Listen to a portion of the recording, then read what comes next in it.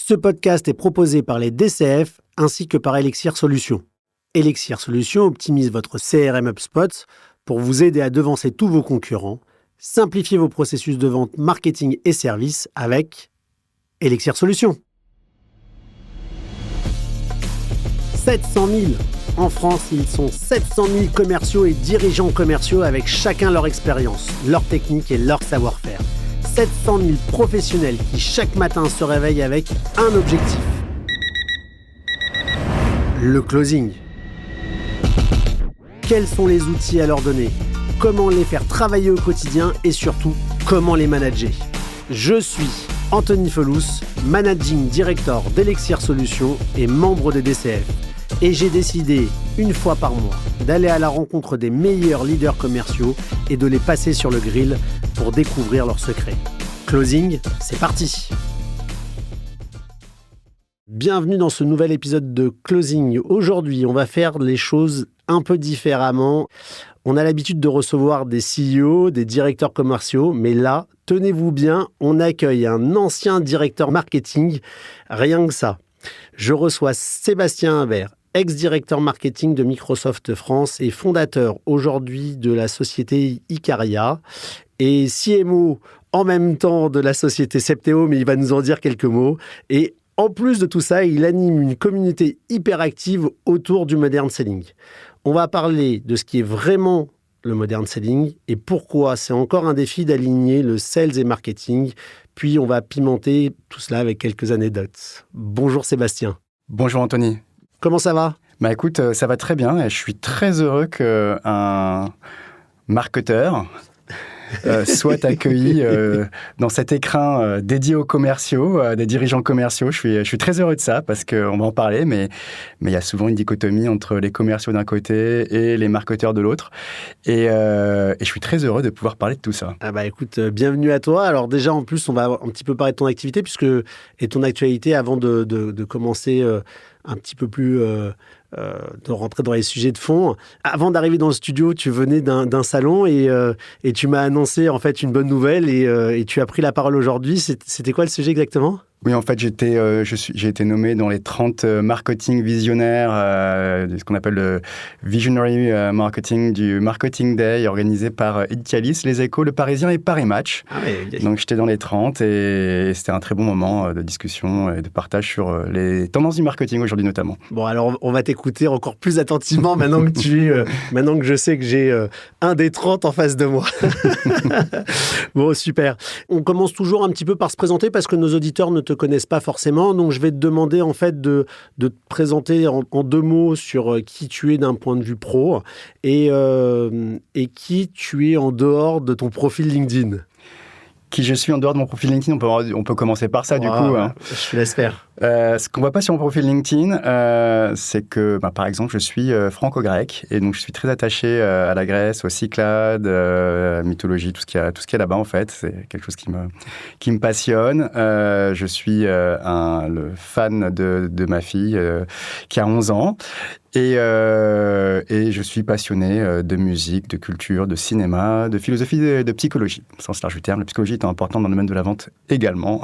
C'est vrai, pas que la tech. Et mon domaine de prédilection que j'ai développé depuis pas mal d'années. Au XXe siècle, j'ai eu mon premier Commodore 64, suivi de Amiga, etc. Je suis tombé dans l'informatique comme pas mal à la fin du XXe siècle. J'ai eu une bourse pour partir aux États-Unis lors de mes études, où j'ai fait un major en marketing et un autre en computer science. C'était en 97-98 et quand je suis revenu, je me dis c'est vraiment dans le numérique, le digital que j'ai envie de me développer. Et tout ce qui est lié au marketing et à la data, en fait. Et ça a été une porte d'entrée pour commencer ma carrière chez Microsoft. Et ce qu'on voit sur LinkedIn, et après on pose souvent la question, je vais y répondre avant que tu me la poses, on peut voir que je suis resté 23 ans chez Microsoft. Est-ce qu'on peut dire déjà que c'est un exploit, ça, ou pas ? Ou c'est quelque chose de courant, en fait, chez Microsoft de rester aussi longtemps ? Sur la partie année 2000, il y en a quand même un certain nombre qui sont restés longtemps. Il y a une culture qui est très forte. Il y a eu des moments passionnant, d'autres plus difficiles, parce que Microsoft n'a pas tout réussi. Aujourd'hui, c'est une entreprise qui est formidable avec l'IA, etc. On pourra en parler. Mais ça a toujours été une entreprise avec des valeurs humaines, une culture très, très forte à ce moment-là. Et moi, j'ai eu la chance d'être accompagné par des leaders, des managers formidables. Et étant passionné d'innovation, ça m'a incité à rester assez longtemps et de faire le contraire de ce qu'on m'a dit que j'allais faire en sortant d'école, notamment. Ah bon. C'est très souvent, on nous dit à l'école qu'on va prendre une direction et finalement, c'est jamais celle-ci qu'on prend. Donc, je suis resté longtemps. Voilà. L'adage reste vrai. Si on enlève en fait tout le jargon, c'est quoi la proposition de valeur de Yakaria et ce qui fait aujourd'hui très concrètement ce que vous proposez et c'est quoi ton rôle au quotidien en fait? Alors, je vais expliquer pourquoi j'ai créé Yakaria en sortant de Microsoft. Au cours de mes 5 dernières années chez Microsoft, j'étais le directeur marketing. Et au cours de cette période-là, on a vraiment vu l'accélération de l'IA et de la tech sur les métiers du marketing et sur les métiers des commerciaux. Ça a vraiment commencé à se développer dès 2016. À cette époque-là, on ne parlait pas d'IA générative, on était sur du machine learning et sur l'analyse de ce qu'on appelle d'interactions clients qui sont scorées, etc. et qui vont être enrichies par l'IA et qu'on mettait à disposition des commerciaux. Et en fait, progressivement, j'ai pris mon rôle en 2018, on s'est aperçu de 2 choses. Un, l'impact de cette donnée qui peut vraiment être à valeur dans la capacité à pouvoir mieux appréhender des opportunités. Je ne parle pas encore de deal, mais des opportunités à ce moment-là. Et d'autre part, ce point de culture qui est la capacité à pouvoir, en lien avec ces données, mais il y a un côté humain, c'est la capacité à pouvoir développer une culture commerciale auprès des marketeurs et une culture de marketing auprès des commerciaux. Et en faisant ça... C'était quand même très, très précurseur à l'époque, parce que là, aujourd'hui, on en parle. Aujourd'hui, c'est... on va dire que c'est devenu, on va dire, commun. Même si beaucoup de gens, on va en parler, on va approfondir après, mais on voit que beaucoup d'entreprises en parlent et c'est quelque chose aujourd'hui d'établi, entre guillemets. Mais en 2016-2018, c'est quand même cette IA était précurseur. Oui, clairement, parce qu'il y a un point, d'ailleurs, hier, il y avait un salon fantastique qui s'appelle, on fait une petite parenthèse, Adopt AI au Grand Palais. Et il y avait un panel d'intervenants absolument fantastique, mais il y a 4 mots qui résument cet événement, c'est Data Ready for AI. Et en fait, il faut beaucoup de courage, de capacité de transformation pour aligner l'ensemble de ces données pour qu'elles soient exploitables, qu'elles soient fiables, qu'elles soient sécurisées, en changeant ce qui était fait auparavant. La data, elle concerne toutes les entités. Donc, il faut quand même beaucoup de courage pour changer les choses. Et Microsoft a entrepris un grand changement avec un data lake commun, en mettant de l'IA et en cassant un mode de fonctionnement pour plus d'efficacité par la suite. Et ça a commencé en 2016, ça s'est accéléré beaucoup en 2018. Et là, en reprenant, en discutant beaucoup, il y avait des missions locales, globales, on a co-construit des choses, on a élaboré des modèles avec le siège. Et on s'est aperçu qu'en mettant des indicateurs communs entre les marketeurs et les commerciaux, ça permettait de gagner en efficacité. Et donc, entre 2018 et 2021, on a mis une série d'indicateurs. Au début, la France, quand j'ai pris mon job, était à la traîne. On était sur 14 areas, donc 14 zones. On était la dernière. Ah oui, quand même. Et on a terminé les premiers. Ah. Et là, j'en étais très je comprends la fierté française. Ça, voilà. Quand même, partir dernier et arriver premier, c'est assez courant chez nous, finalement. Et j'ai vu cet impact-là sur la capacité d'aligner, on en reparlera par la suite. Mais dans les indicateurs communs, par exemple, il y avait un des premiers indicateurs, c'était le Marketing Engagement Index. C'était une sorte d'indicateur de pression, entre guillemets, positive, en lien avec l'ensemble des activités marketing et des interactions qui étaient générées par les campagnes marketing en continu. Ce n'est pas une campagne one-shot, on ne fait pas ça pour se plaisir, c'est en lien avec des scénarios bien déterminés. Et ces interactions étaient destinées à des clients que l'on manageait. Et on pouvait mesurer le nombre d'interactions sur un scénario. Par exemple, je vais prendre le cloud Azure ou Dynamics. Et plus l'interaction était forte sur un scénario, plus on pouvait se dire, tiens, il y a une propensité à vouloir aller plus loin sur ces solutions, sur ces produits. Donc, je prends Azure, par exemple, mais il y a plein de scénarios sur Azure, mais je vais simplifier. Donc, un scénario cloud computing. Et quand on voit que dans un compte, je prends L'Oréal au hasard, c'est vraiment au hasard, il y avait un niveau d'interaction très fort sur les dispositifs marketing en lien au webinar, au livre blanc, etc. Mais que côté commercial, le pipe était très faible. On allait voir l'équipe de compte en expliquant, tiens, t'as vu, il y a beaucoup d'activités co-marketing, mais très peu côté, il y a beaucoup de sollicitations côté marketing, mais il n'y a pas de pipe. Donc, comment on peut t'aider? Et ça a créé des cycles positifs. Et j'ai décidé de créer Ikaria pour faire 2 choses. 1, de la gouvernance et de l'alignement humain entre les marketeurs et les commerciaux, entre les commerciaux et les marketeurs. Et 2, quel est le modèle, tools, process, d'outils, de processus et de formation à avoir et d'accompagnement pour pouvoir tirer le meilleur parti de cet alignement. Parce qu'aujourd'hui, on est réellement augmenté par l'IA depuis fin novembre 2022, avec l'IA générative qui a explosé via ChatGPT. Il y a plein de scénarios extraordinaires qui se sont développés et plein de solutions. Et en même temps, quand on est un directeur commercial ou un CEO ou une petite ou une grande entreprise, on est confronté à une situation, c'est qu'il y a un raz-de-marée d'outils. Pléthore d'outils. Et on est passé sur chiefmartech.com, qui est un site que j'aime beaucoup, qui fait une sorte de cartographie du nombre d'outils qui existent. En 2011-2012, il y avait à peu près 1000 outils sur le marché disponible, sales et marketing. 2025, on a plus de 15 000 outils. 15 000 Avec des outils référents, que ce soit Salesforce, HubSpot, etc. HubSpot, je crois que tu connais bien d'ailleurs Camuti, ce genre de choses. Un petit peu. Mais il y en a plein qui vont... Et des API, on est rentré dans un monde d'API. En fait, c'est quoi ma bonne architecture? Et on rentre dans la notion de composabilité. Qu'est-ce que je compose? Et qu'est-ce que ma composition entre les outils, comment ma composition entre les outils va être la meilleure pour soutenir ma gouvernance, mon alignement en lien avec mes objectifs marketing et commerciaux. C'est ce que fait Ikaria. Et c'est la raison pour laquelle Ikaria produit. Et d'ailleurs, je suis en train de m'associer avec quelqu'un qui a travaillé pendant assez longtemps chez HubSpot et quelqu'un qui est dans une agence également pour étendre la communauté que j'ai créée, qui est produite par Ikaria, qui s'appelle Modern Selling France, qui vise à réunir des personnes qui ont ce type de problématiques, des décideurs, dirigeants, marketeurs, dirigeants du marketing, du commercial, de la finance, pour partager des scénarios, voir des use cases innovants et se dire comment je m'y retrouve dans un monde communautaire. Parce qu'on a tellement de notifications aujourd'hui, tellement d'informations partout qu'au final, sur le last mile, quand je dois choisir quelque chose, une orientation, c'est souvent en parlant... j'en parlais avec Anthony qui va me dire « Attends, ce serait bien de faire comme ça, prendre tel outil, etc. » Et puis très souvent, en fait, il y a aussi la sensation du décalage des personnes sur le terrain, la manière de faire historique, et en même temps la data qui vient agrémenter. Alors maintenant, on utilise le terme data, mais même si j'utilise un mot à l'ancienne, le marketing avec l'ensemble de ces leads, comme tu l'exprimais tout à l'heure, et il y a les outils qui nous permettent d'être beaucoup plus précis dans l'analyse. Et après, comment on fait aussi pour le transformer sur le terrain? C'est ce que j'entends en fait dans cet alignement entre les différents services, c'est que aujourd'hui il y a un vrai changement aussi à faire dans la pensée, dans la méthode de pratiquer le commerce au sein des entreprises, qui commence beaucoup plus tôt, en fait, d'un point de vue marketing. C'est ce que je comprends bien. Complètement. Il y a un vrai changement et pendant un certain temps, les commerciaux, mais c'est encore le cas aujourd'hui, c'est pas partout aligné. C'est pour ça qu'il y a des opportunités aussi d'accompagnement et de création de communautés. Pendant assez longtemps, les commerciaux étaient très mécontents des marketeurs dans le B2B, parce que j'ai vu des boîtes encore dernièrement qui envoient par exemple 12 000 leads à des entités commerciales, des commerciaux, dont 90% ne sont pas qualifiés, pas de qualité. Donc, en fait, je perds mon temps en tant que commercial.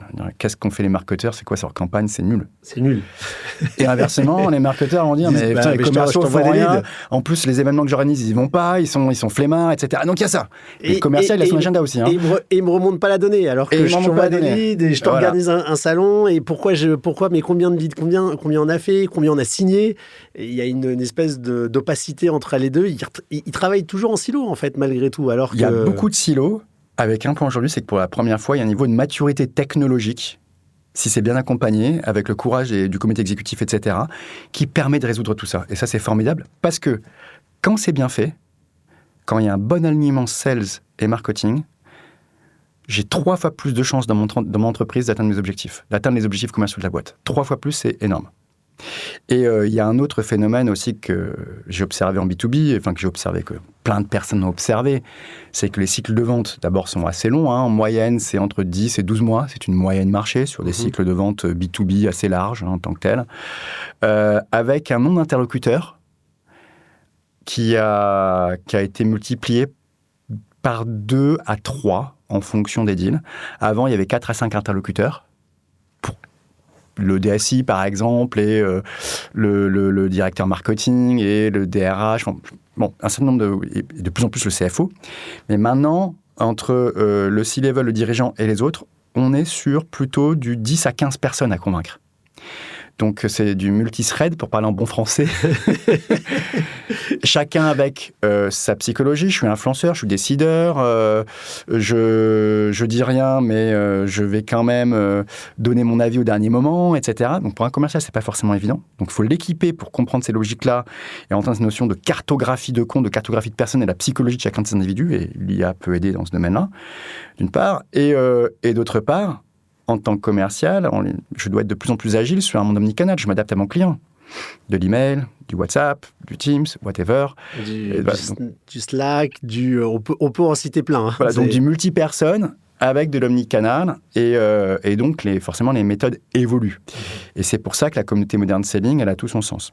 Et c'est pour ça que quand je suis sorti de chez Microsoft, j'ai observé ça. Je me suis dit, je ne vais pas avancer de façon proactive sur la recherche d'un job en tant que tel, en tant que salarié. J'ai toujours accompagné des entrepreneurs, ça m'a toujours passionné, parce qu'on apprend énormément d'eux. Et je me suis dit, je vais me lancer tout seul, et je vais voir ce que je vaux, moi, tout seul, Sébastien Bert. C'est là où j'ai lancé cette société Icaria, qui a créé le Modern Selling Summit, qui a été un succès, la communauté Modern Selling France par la suite.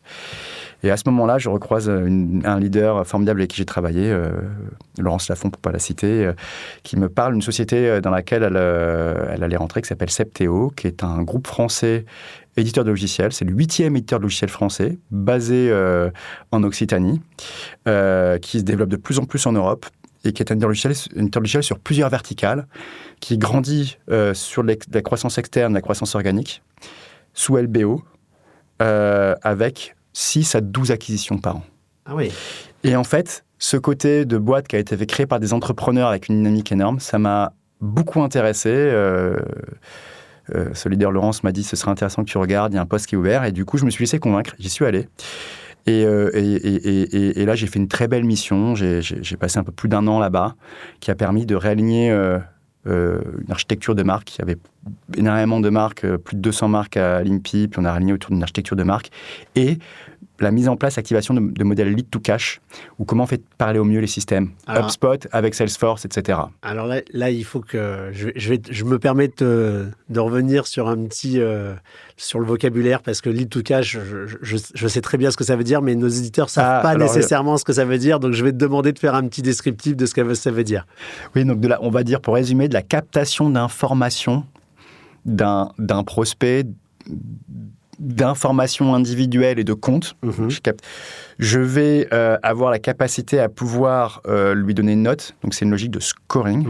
Cette note-là va me permettre de savoir si cette donnée qui a été captée est qualitative pour une entité commerciale qui est physique aujourd'hui et qui, de plus en plus dans le futur, sera un hybride de ce qu'on appelle, de commerciaux digitaux qui vont...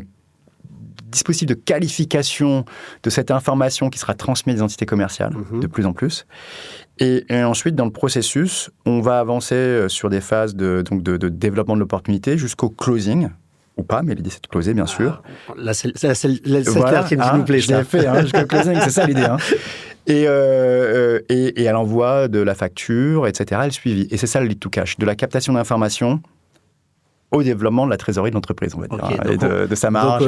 Donc là, on a mélangé un terme marketing directement avec un terme ERP, et donc normalement on parle d'order to cash, donc de la prise de commande au paiement, et là effectivement c'est un cran plus loin. On vient même deux crans plus loin, puisqu'on parle du lead et comment on fait pour diminuer ce temps entre la prise de lead et le paiement. Exactement. Donc on est vraiment sur l'accélération. Et j'ai énormément appris du coup chez Septéo à ce niveau-là. Puis il y avait beaucoup d'acquisitions, des phases de M&A où on évalue les maturités sales et marketing des entreprises. Donc chaque entreprise, qu'elle soit petite ou grande, a son mode de fonctionnement. C'est vraiment intéressant parce que finalement, il n'y a aucun modèle similaire. Là, en 13 mois, il y a eu quasiment 8 acquisitions, concrètes. Et c'est des acquisitions partout faites dans le monde ou c'est uniquement sur le marché français ? France et là dernièrement une grosse en Europe. D'accord. Et puis là, je continue maintenant en dehors avec Icaria, puis il y a d'autres aventures là, qui vont se développer. Et on avance sur une extension de Modern Selling, qui est un sujet également qui résonne pour les dirigeants commerciaux de France, me semble-t-il. Alors je vais revenir un tout petit peu après sur ce deuxième sujet, mais j'ai un point qui intéresse souvent les directeurs commerciaux, comment on passe salarié à son propre patron. Il y a toujours un enjeu, il y a toujours une prise de risque, un saut en avant. Comment ça s'est passé le jour où tu sors de Microsoft et OK, tu as pris la décision, mais comment ça se passe les premiers jours, les premiers mois, les premiers clients ? Alors, il y a un point qui est fondamental, c'est l'énergie, la motivation et la résilience. Parce que quand on crée quelque chose, il y a toujours des choses qui arrivent, etc. Et moi, j'avais énormément d'énergie et de motivation de créer quelque chose et de me dire, est-ce que je peux avoir quelque chose qui a de l'impact ou je vais laisser une forme de développer une notoriété sur un sujet sans une marque de multinationale derrière. Et là, en fait, ce qui est intéressant, c'est que moi, il y a beaucoup de fois où j'ai fait des choses sans rien attendre en retour, où j'aime aider des personnes, discuter, etc. Et le réseau était là. Et souvent, c'est quelqu'un qui va me présenter quelqu'un d'autre et qui peut aboutir à un premier client. Et en fait, moi, symboliquement, ce qui est intéressant, je me rappelle, c'était fin juin 2023, au moment de Vivatech, il y a un très bon contact qui me présente un entrepreneur absolument génial qui réussit très bien en Grèce. Je suis moitié grec. Okay. Et mon premier client est grec. Et c'est un spécialiste des fonds d'innovation, des centres d'innovation sur les sujets de EdTech, donc d'agritech, c'est agriculteur de la technologie, de santé tech connectée, etc. Et qui m'invite à intervenir sur un événement magnifique. Et après cet événement, il me dit, écoute, il faut qu'on essaie de travailler ensemble parce qu'il voulait développer des centres d'innovation en franchise tout autour de l'Europe. Et donc, je l'ai accompagné comme ça. Puis, il y a des investisseurs indiens qui sont rentrés dans les discussions et j'ai vu la dynamique indienne qui est fantastique. Ce qui se passe en Inde, en France, il y a beaucoup... On parle des États-Unis et de la Chine. En Inde, également, c'est très, très sérieux côté technologie et business. Ils sont très, très smart. Et donc, c'était passionnant. C'était mon premier client. Et puis après, progressivement, j'ai accompagné des comités de direction dans leur gouvernance, dans leur alignement sur typiquement tout ce qui est rhythm of business, tout ce qui est rythme de meetings commerciaux. En fait, il y a des boîtes qui n'ont pas forcément cette façon très structurée ou pas d'agenda suffisamment bien fait, plutôt sur la petite ETI ou la PME. Et c'était passionnant. J'ai fait du réarchitecture de marque, des missions d'accompagnement, de formation, d'éclairage autour de l'IA. Et j'ai accompagné des petits clients comme des très, très grands clients, aussi bien dans le domaine ça va du networking à la banque, à l'assurance, à la technologie, donc plusieurs secteurs. Et également dans le domaine de l'éducation, parce que j'ai eu la chance de passer par un cursus sur une grande école de commerce et j'ai beaucoup sympathisé avec une prof qui m'a dit, il y a un super MBA à Vilnius, un executive MBA, il faut que tu ailles là-bas. Et j'ai fait tout un cours sur IA, marketing, et en lien avec mon société Icaria et ma communauté Modern Selling qui s'est développée au fur et à mesure. Et aujourd'hui, il y a à peu près 170 membres. Alors là, il faut que je renouvelle, mais parce qu'on va faire évoluer ça avec vous transformer à chaque fois. Bien sûr. Et il y a à peu près 2 à 3 rendez-vous par an qui sont capés à 60 personnes à date. Parce que l'idée, c'est d'être entre dirigeants, décideurs, avec quelques sponsors, etc., pour vraiment échanger de façon assez fine sur ces sujets de croissance, mais aussi de croissance durable. Parce que, alors avec ce qui se passe aux US, c'est un peu moins d'actualité aujourd'hui, c'est un peu moins tendance, mais les sujets de ESG, il y a la CSRD qui a évolué, etc. sûr. Aussi aujourd'hui. Comment je dois faire mes ventes, je dois contribuer à la croissance de mon entreprise, mais également comment j'arrive à faire des ventes responsables. Et ça, sans que ce soit du marketing, du greenwashing, comment j'essaie de le faire bien. Et il y a des vrais sujets derrière. la production à l'unité en fonction de la demande. Enfin, il y a plein de choses qui... Ah oui, là, on rentre dans des vraies visions globales de l'entreprise avec la productivité, les outils, le produit final qui sort. Est-ce que je le fais en demande ou à la demande ou si je le fais de masse pour avoir le stock. Ouais, mais là, ça va vraiment beaucoup plus loin. D'ailleurs, je crois que ton prédécesseur, Stéphane, c'est un sujet qui développe pas mal. C'est son sujet de prédilection sur la partie RSE et sur comment faire pour justement, il en parle mieux que moi, mais pour justement noter ou en tout cas mettre une note sur la partie qualité d'entreprise, dans l'engagement, dans le temps et sur la durabilité.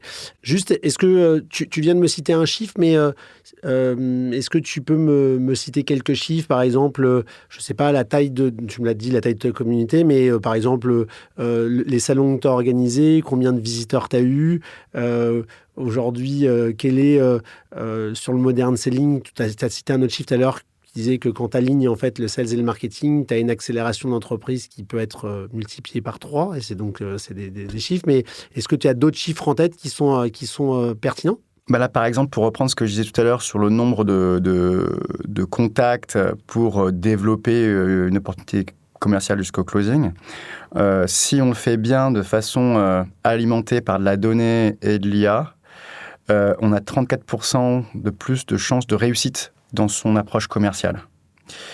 Et 34%, ça, mais c'est énorme. De plus de réussite. Après, on demande d'un tiers sa chance de réussite. Mais ce n'est pas forcément simple à faire parce qu'il y a plusieurs intervenants, etc. Pas tout le monde le fait. Mais oui, il y a ce point-là qui est important. Et également, dans les chiffres que je pourrais citer, c'est que le ROI des actions marketing sont décuplés. Alors, il y a plusieurs études, mais je vais prendre les chiffres les plus bas. Ça va être 50% à 200% d'amélioration du ROI. On va rester sur 50%. D'amélioration de l'investissement dans mon programme marketing, parce que l'idée, c'est de faire des actions en continu plutôt que des shots, en fait. Quand j'ai un bon alignement, quand j'ai la capacité à avoir des systèmes qui remontent les bonnes données, j'ai 50% d'amélioration du ROI, au minimum, quand c'est bien fait. Et après, il y a aussi un sujet qui est très intéressant dans les chiffres à partager. Je l'ai cité justement Modern Selling Summit en 2023, mais il ressort toujours, ce chiffre-là. Je crois que c'est une étude de Harvard qui indique que le temps que passent les commerciaux à chercher le bon document, la bonne information, pour l'envoyer au bon moment, avec le bon message à son ou ses clients, en fait, le temps perdu, si on prend toutes les boîtes de la planète, c'est 1 trilliard en productivité. C'est combien ? 1 trilliard. Ah oui. En temps de productivité, donc c'est une estimation. Bien sûr. Mais en fait, il y a encore beaucoup de gains d'efficacité. Alors là, l'IA aide et on voit des leviers d'accélération complètement dingues sur l'efficacité et la productivité pour pouvoir avoir la bonne présentation avec la bonne mise en forme, la capacité de personnalisation, etc. et de modalité d'envoi auprès de mes contacts et aujourd'hui directement dans le CRM. Et là, on va parler d'un mot, je ne sais pas comment tu le traduis, mais parce que c'est un mot qui est hyper important, qui est très développé dans les pays anglo-saxons, un peu moins en France, c'est le sales enablement. Comment j'appuie, je développe, je supporte mes sales pour être plus efficaces avec du bon contenu au bon endroit, en général dans leur CRM. Et avec de la data pour savoir le contenu qui marche aussi. Alors, je vais te répondre. Il n'y a pas de traduction. Ah, voilà. Je cherche toujours la bonne traduction. Et d'ailleurs, les logiciels qui parlent de Sales Enablement, j'ai toujours du mal même à le prononcer avec mon bon accent français, ils gardent ce terme-là. Donc, pour ceux qui ne savent pas ce que c'est, ce sont en fait des solutions qui permettent au service marketing de mettre à disposition tous les documents marketing ou tous les documents sales sur une plateforme centralisée qui permet en fait d'être mis à jour directement par le service marketing et exploitable directement par la force de vente, qui permet aussi de faire des analyses, en fait, par exemple, d'ouverture de documents, de visibilité, de combien de temps, en fait, on va rester sur telle page. Et donc, ça donne des informations au service marketing sur les points sur lesquels ils doivent améliorer leurs documents. Et ça donne aussi des références aux sales pour savoir, en fait, sur quoi le client est resté le plus longtemps. Absolument. Et donc, sur quel argument il doit insister en fait sur la pertinence en fait de son offre ou dans son approche par exemple. Et donc c'est des éléments qui sont vraiment mixés entre le sales et le marketing. Donc il y a encore plein d'autres aspects, mais on va dire que ça c'est déjà l'axe principal. Donc c'est un vrai support d'alignement entre la partie sales et marketing, puisqu'ils travaillent vraiment communément sur des documents communs. Est-ce que je l'ai bien décrit? Mais très très bien. Et d'ailleurs, tout à l'heure, je parlais de métriques et d'indicateurs alignés entre les ventes et le marketing. Une des métriques que l'on a mis en place, c'est celui de la mesure du contenu utilisé par les commerciaux. Et on s'aperçoit que souvent, les équipes commerciales les plus efficaces sont celles qui utilisent ce contenu-là. Et celles qui l'utilisent pas, je ne dirais pas sont moins efficaces, mais quand même, il y a des écarts. Et donc, cette notion de mesure, d'usage de ces contenus-là est un indicateur aussi à prendre en compte qui est intéressant, qui n'est pas directement business, mais c'est un support à l'efficacité du business. J'allais te poser la question, mais en fait, on y a déjà répondu. J'allais dire, pour toi, c'est quoi en fait un modern seller? En fait, c'est celui qui va vraiment utiliser, c'est sur ce que tu expliques, les outils mis en place par le marketing. Il va les exploiter en fait avec les données qui ont été captées dans son processus de vente. Absolument. Et je pourrais donner une définition, mais je vais prendre un exemple. Je ne peux pas citer son nom parce que s'il y a une très belle entreprise de la tech qui était sur Adopt AI hier. Je discutais avec un directeur commercial assez emblématique, donc il me disait deux choses. Moi, j'utilise énormément l'IA, mais je suis surpris parce que mes équipes n'utilisent pas encore assez, ou voire pas. Des fois, ils sont un peu réfractaires.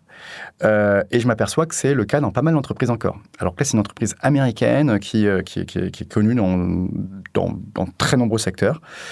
Et il me disait, en fait, moi, sur les phases de prospection, pour créer une synthèse, avant, il me fallait 4 heures. Maintenant, je le fais en 5-10 minutes avec des outils qui existent. Je prends Copilot, il y a des outils il y a plein d'outils qui existent. Hein. Et en lien avec cette synthèse, je me crée des dialogues sur la manière, en fonction du rôle que j'ai en face, dont la réunion va se dérouler. Donc, en fait, il a développé plusieurs scénarios de questions-réponses pour pouvoir s'adapter. Donc, non seulement il a les informations sur le compte, avec de l'extraction de données des systèmes, qui ont été développés avec l'enrichissement dans le CRM, en dehors du système, et avec l'IA et le rôle du client qu'il va avoir, il développe ces jeux de questions-réponses pour être préparé et avoir les chiffres, d'une part. D'autre part, sur c'est toute la phase de prospection. Sur la phase de closing, il y a un peu l'automatisation, la génération des devis, etc., et l'envoi, donc ça va plus vite.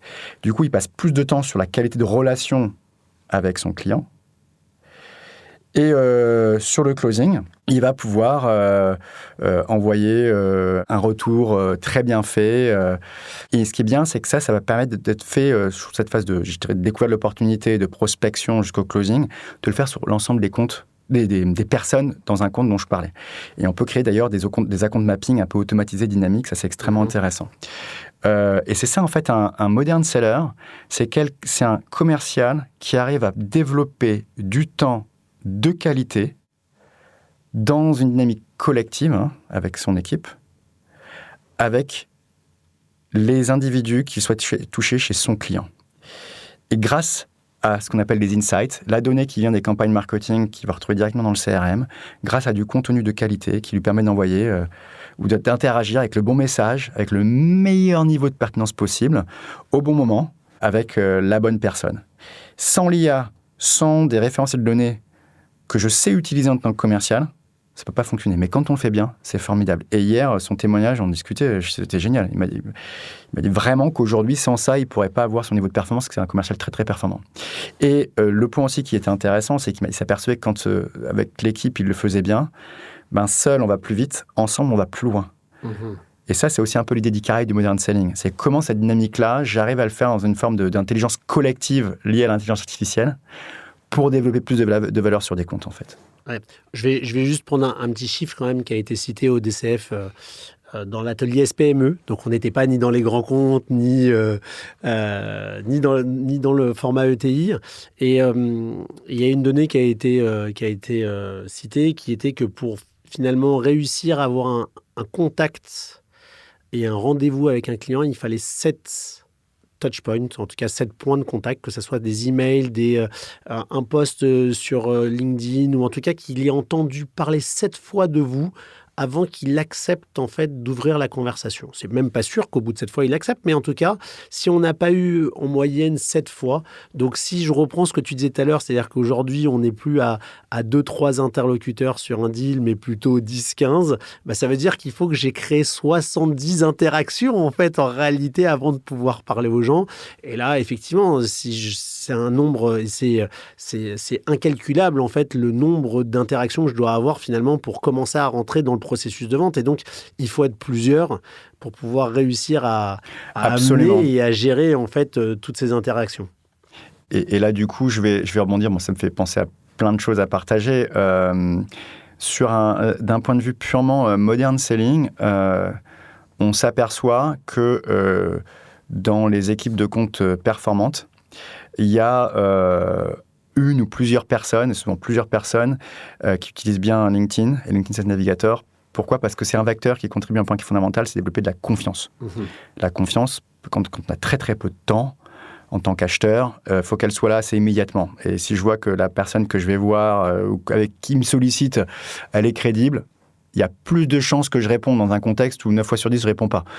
Et donc, ce point, comment je développe la confiance, c'est fondamental. Ça va passer par la capacité à publier de l'information de qualité, à avoir un profil qui est bien fait, une photo qui résonne sur mon profil LinkedIn, etc. Et si on parle chiffres, il y a un indicateur qui est un indicateur de qualité de présence et d'engagement sur LinkedIn dans un contexte commercial qui s'appelle le Social Sales Index. Alors moi, je l'ai mesuré. Les équipes les plus performantes ont en moyenne un Social Sales Index supérieur à 60. Et les top performers, ils sont supérieurs à 65. Ah oui. Et c'est démontré, ça, vraiment. Et moi, je l'ai observé et tout, c'est des études que j'avais vues, et effectivement, c'est vrai, il y a ça. C'est pas systématique, mais en général, c'est ce qui se passe. Il faut d'abord donner confiance numériquement avant de donner confiance, c'est ce que tu es en train de me dire. Non, je dis que c'est un des éléments qui participe à la confiance, parce que, en lien avec ce que tu dis, c'est vrai, actuellement, on est en grand écart entre à peu près 171, 200 zeta-octets de données qui sont sur le marché des États-Unis. C'est toutes les données qu'on produit au niveau numérique. C'est 10 puissance 21, un zeta-octet. Et en 2025, on est supposé avoir atteindre 170, 175 zeta-octets. Donc, je pense qu'on va encore être à 300. Enfin, c'est des trucs de dingue. Ouais. On est noyé. Et donc, c'est l'infiniment grand, puis il y a infinité de canaux, d'outils, de données. Un truc qui est infiniment petit que tu mentionnes, c'est le temps dont on dispose. Et l'attention. On a de moins en moins d'attention. On est dans la micro-pensée permanente. Un truc auquel on pense, on n'y pense plus après, etc. Donc, je dois être dans une capacité d'accroche très forte, avec le bon niveau de confiance, pour pouvoir avoir ces rendez-vous. Et c'est vrai que le collectif joue beaucoup parce que ça permet aussi d'aider, de s'épauler. Et que si j'arrive pas à avoir tel contact, il y en a un autre qui peut avoir un contact, qui va parler à ce contact-là, qui va revenir vers moi, etc. Et donc, il y a ce réseau interne qui est très important. Comment je tisse ce réseau interne, mon architecture de compte avec mon équipe, etc. Et également, la partie externe. Aller sur des salons, aller sur des événements, aller dans des communautés, interagir, etc. C'est fondamental. Et ce qu'on dit de moi compte beaucoup plus que ce que moi je veux dire de moi. Beaucoup, beaucoup, beaucoup plus. Ah, ça, c'est un vrai sujet, en fait. En plus, tu lis le digital avec la réalité du terrain, parce que c'est incroyable. Moi j'étais en call, là encore, juste avant de rentrer dans cet enregistrement avec un prospect que j'ai rencontré sur un salon il y a 1 an et demi, et la responsable marketing, elle s'est souvenue de moi. Tu avais donné bonne impression. Je sais pas, mais en tout cas, elle s'est souvenue de moi. J'avais donné les 2-3 bons arguments, et encore une fois, j'aime pas ce côté Superman, mais on a tous des anecdotes comme ça, mais c'est vrai que il faut aujourd'hui être partout. Là où on disait il faut faire du multicanal il y a quelques années, et ben je trouve qu'aujourd'hui, la fonction commerciale, ça devient aussi multicanal. C'est-à-dire qu'il faut autant travailler son personal branding que travailler physiquement sur le terrain, et en même temps toujours être à l'affût de la compétence. Et pour ça, je me permets de faire de la publicité aussi pour les DCF. Pourquoi ? Parce que les DCF nous permettent en fait d'avoir en fait tous ces en tout cas de nous tenir informés sur les tendances, sur ce qui se passe, sur les nouvelles pratiques. Et donc, ça permet aussi d'avoir un concentré de savoir à un seul et même endroit. Et puis, c'est aussi un network, c'est-à-dire que c'est aussi une rencontre avec ses pairs. Et donc, on échange aussi sur des problématiques de, tiens, toi, comment tu as aligné ton service marketing et service sales. Notre dernière conférence, c'était sales/marketing. C'est qui le patron? Voilà. Et donc, on a discuté, on a évoqué ces sujets. Donc, voilà, j'ai une stat qui nous a été donnée, et je me permets de la prendre, même si elle n'est peut-être pas encore publique. C'est une société qui s'appelle Nomination, qui est membre en tête des DCF, et ils nous ont donné une stat qui est qu'il n'y a que seulement 37% des entreprises en France qui ont des objectifs communs entre les sales et le marketing. Je ne sais pas si tu le savais, mais j'ai trouvé que cette stat, elle était assez, d'un côté, incroyable parce que ça fait quasiment 40%. Et d'un autre côté, je me disais, mais comment c'est possible que ça fasse si peu alors qu'aujourd'hui, on est vraiment dans les mêmes... On ne peut plus fonctionner en silo. On peut fonctionner en silo et cette stat, elle est hyper intéressante. Je pense qu'il y a des entreprises qui déclarent cet alignement et qu'il n'est pas si réel que ça, avec des indicateurs communs. Il faut voir après derrière comment ils sont concrètement suivis. Moi, je trouve qu'elle est élevée. Elle devrait être à 100%. Hein. Ah ça c'est sûr. Mais par rapport aux discussions que j'ai aujourd'hui, je voyais ce chiffre encore en dessous, en fait, à la base. Il disait qu'il y a alors, j'ai plus la donnée exacte, hein, mais Nomination disait qu'ils avaient fait cette étude. Je crois qu'ils la font chaque année, mais il disait qu'il y a encore 4-5 ans, elle était à 20%. Ah, voilà. Et que maintenant, on est monté à 37%. Mais effectivement, là, j'ai pris une donnée de l'étude parce que... et puis, je leur laisse quand même la primeur de cette étude. Ah, clairement, je la lirai avec beaucoup d'attention. Mais il faut la voir parce qu'en plus, la manière dont ça a été fait, c'est-à-dire qu'ils interrogent en fait des cadres dirigeants, des directeurs commerciaux, des directeurs marketing, des CFO. Donc, ils couvrent en fait, puisque leur métier, c'est de vérifier en fait les personas en fait qu'on cible et de vérifier s'ils sont toujours en fait actifs ou pas et d'avoir toujours de la data à jour sur les interlocuteurs. Et donc ils sont en contact en direct avec ce type de persona. Et donc je présume que l'étude qu'ils ont faite, elle est encore plus juste puisque ils interrogent leurs propres clients en fait en réalité. Donc si je devais te poser une question pour un peu terminer et clôturer sur le sujet modern selling et alignement marketing et sales. Si tu étais dans une entreprise aujourd'hui et que ton service marketing ou tes équipes marketing n'étaient pas alignées avec tes équipes sales, par quoi tu commencerais? Développer déjà un bon niveau de relation avec le directeur commercial ou les directeurs commerciaux. Si un responsable RevOps ou un responsable du revenu qu'on appelle les CRO dans de plus en plus d'entreprises, de s'aligner à ce niveau-là pour établir des directions communes, des segmentations communes, établir une forme de vision pour les équipes, pour les embarquer, parce qu'il faut embarquer les équipes et vers où on va. Donc, si moi, je le fais tout seul en tant que marketeur, sans qu'il y ait un total alignement avec la direction commerciale et au-dessus, ça va pas fonctionner. Donc déjà, il y a ce point-là. Une fois que c'est fait et que ça avance, alors là, je vais prendre un cas Microsoft, et c'est plutôt un cas grande entreprise, où il y a pas mal de commerciaux, c'est de mettre en place des logiques de communauté de champions et de partager des cas d'usage et de valoriser des scénarios qui ont bien marché régulièrement avec la com interne, etc., dans des événements internes, parce que ça crée une dynamique en célébrant des wins. Et ce win, il aurait pu arriver sans le modern selling, sans la data, mais en fait, il est arrivé plus vite, il a été plus fort, il a été gagné grâce à ça. Et cette notion de partage, comme vous faites au côté des CF, en fait, et ça fonctionne très bien. Et ça, c'est un des points. Et pour aller encore plus loin, c'est potentiellement mettre en place des programmes de formation ou des permis de conduire du modern seller, etc., pour pouvoir avancer, aller plus loin. Donc là, on reprend de l'ancien et on le mixe avec du neuf, en fait. Mais oui, parce que y a des recettes qui fonctionnent. Hein. Ouais, on est d'accord. Si je devais te demander, c'est quoi ton secret? Mon secret? Ouais, ton secret. Tu peux choisir celui que tu veux, si tu en as plusieurs. Alors, ton secret au niveau du business, je ne te demanderai pas pour le reste, hein, bien sûr.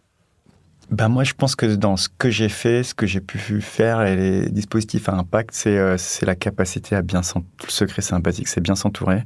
Moi, j'aime travailler avec des gens qui sont meilleurs que moi, qui vont positivement me challenger, qui sont à l'écoute. Et c'est une histoire d'adéquation et de mindset.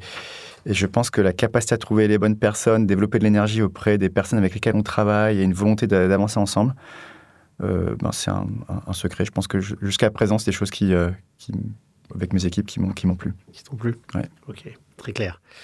Tu m'expliqueras comment tu identifies les personnes qui sont meilleures que toi, mais j'ouvre pas le sujet, on a tous compris l'idée. On parle de modern selling avec du vocabulaire. Aujourd'hui, le vocabulaire, par exemple, a explosé d'un point de vue... mais que ça soit sur tous les axes, tu viens de citer CRO, c'est du vocabulaire qui vient des États-Unis, ça peut même venir de l'Asie maintenant aujourd'hui où on voit bien que ça y est, on est à une échelle nationale mais aussi mondiale. Comment tu fais pour progresser Et on n'a pas encore parlé de RevOps. Et RevOps, c'est très important. Et on n'a pas parlé de RevOps parce que les RevOps, pour ceux qui ne savent pas ce que c'est les personnes qui vont gérer en fait et qui vont analyser les revenus et qui vont être capables d'identifier en fait les meilleurs clients et les profils en fait des clients que nous commerciaux on doit aller chasser et que les directeurs commerciaux, donc c'est généralement c'est entre la finance, le marketing et les directeurs commerciaux. Aujourd'hui, je sais pas sous qui d'ailleurs c'est de manière générale. Généralement, c'est sous le commerce encore aujourd'hui. Oui, CRO, le commerce. Des fois, c'est le RevOps c'est RevOps CRO. Ouais, c'est ça. C'est-à-dire qu'en fait, c'est une espèce de... ça dépend de l'architecture de l'entreprise. Et donc, c'est une personne qui... j'aime pas ce terme-là, mais on va dire data-driven pour reprendre un terme anglais. Donc, il va faire de l'analyse de données pour en fait être plus pertinent sur les ventes. Et on n'a pas besoin d'être une multinationale pour commencer à avoir ces pratiques. C'est-à-dire que c'est aussi très important aujourd'hui de se dire que même si je peux être une start-up ou je peux être une PME, même un artisan, aujourd'hui, s'il prend un petit peu de recul sur les informations qu'il a, il peut... se dire, attends, c'est qui mon meilleur client? En fait, d'un point de vue basique, sans aller monter des formules mathématiques et sans aller chercher des outils qui sont très complexes, de prendre son deuxième meilleur client et de voir en fait les points communs qu'ils ont entre les deux et comment je les ai gagnés. Et là, tu mets le point sur... tu ouvres un sujet qui est extrêmement important, qui est une forme de secret que tout le monde peut et doit se partager et une pratique au final, qui est facile à dire, pas forcément évidente à faire, c'est tout ce qui est account-based marketing ou account-based selling. C'est-à-dire, en tant qu'entreprise, petite ou grande, c'est ma capacité à pouvoir prioriser les segments, les comptes, les interlocuteurs vers lesquels je vais engager. Parce que je sais que c'est là où il y a, a priori, la plus grande propensité à développer de la valeur.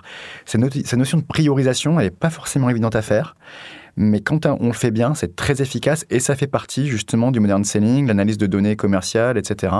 pour pouvoir développer de la valeur et de façon structurée. Je reviens alors du coup sur ma question précédente. Comment tu progresses et comment tu te tiens toujours informé de ce qui se passe sur le marché? Moi, en tant qu'individu? Ah oui, bien sûr. Oui, alors c'est un classique. J'essaye d'être sur un modèle 70-20-10. 70% en faisant. Travaillant sur des projets, etc. En seul, en équipe, en collectif. Moi, j'adore ça en collectif. C'est vraiment intéressant parce qu'on apprend toujours plein de choses. Ensuite, 20%, c'est en allant sur des événements, en travaillant avec des entrepreneurs, en étant dans des advisory boards.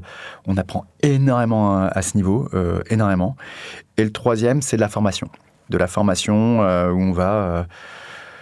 Là, il y a 1 an et demi, j'ai fait une formation en finance. Là, je regarde sur une formation autour de tout ce qui est automatisation, etc. En lisant régulièrement, que ce soit des livres ou sur Internet, que ce soit du Wired, ou en utilisant bien sûr l'IA, en allant sur Perplexity, etc., où on apprend plein de choses, en fait. Ok. Je vais te donner le mot de la fin. Qu'est-ce que tu pourrais nous dire, en fait, sur les DCF et ta vision pour toi des DCF? Eh bien, en quelques mots, on arrive à la fin. Je dirais que ça va être de plus en plus un réseau augmenté. Parce que c'est avant tout une aventure humaine depuis de très nombreuses années. Je crois que ça a plus de 40 ans, 50 c'est ça, ans. Plus de 1900... Je vais dire une bêtise. Ouais, donc je suis membre des DCF, mais pas un membre très culturé. Et donc, il y a des marques anciennes. Il y a un super cas qui est le Steinway aujourd'hui. 50% des pianos Steinway, c'est une marque centenaire. C'est des ventes qui sont associées à des pianos augmentés grâce au numérique qui sont incroyables. Et c'est une association qui est ancienne, avec des pratiques qui sont transformées complètement, qui se modernisent. Et donc, j'ai envie de dire, DCF, c'est un réseau augmenté. C'est un réseau de personnes qui sont dans des PME, des ETI, dans plusieurs secteurs différents, qui partagent des pratiques communes et qui cherchent à s'améliorer et qui vont être augmentées grâce à l'IA. Et donc, cette force du réseau, du partage et de la technologie, qui est de plus en plus prise en compte en DCF, discussion que je peux avoir et que j'ai avec vous, me disent que ça va vraiment dans le bon sens et qu'il y a ce partage de pratiques commerciales classiques liées à de la psychologie humaine, il y a des mécaniques commerciales classiques qui sont de plus en plus enrichies grâce à la prise en compte en DCF de l'IA et de la data.